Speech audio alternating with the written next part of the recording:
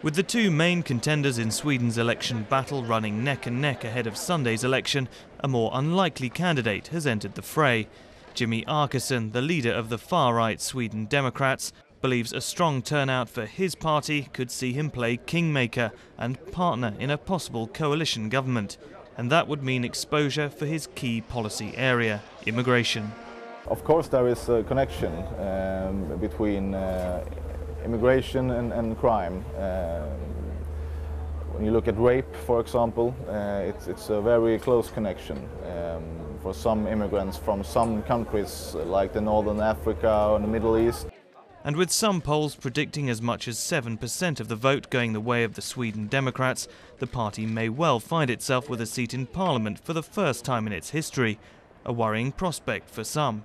This is a new kind of xenophobia and racism we see, because in the 90s in Sweden there were skinheads and there were, well, pretty much a Nazi movement which was growing and which was getting big. But today we see another type of racism, another type of xenophobia that, well, pretty much could look like any one of us. The Sweden Democrats are trying to strike a populist note, but also to distance themselves from the Keep Sweden Swedish movement it emerged from.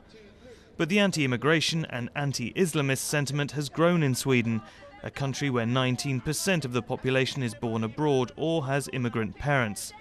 I find there are too many foreigners in this country. We are no longer in Sweden. I vote for Sverigedemokraterna because I think Sweden is taking too many immigrants here. After 40 years, Sweden will have a Muslim majority. Prime Minister Fredrik Reinfeldt's centre-right coalition and the left-wing opposition have both said they will not collaborate with the far-right party, giving rise to other possible scenarios.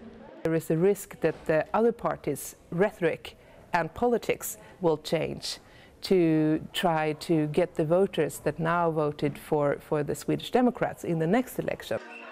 The prospect of far-right gains has mobilised those looking to safeguard Sweden's image as a tolerant society. The result of Sunday's election will go some way to proving how tolerant it really is.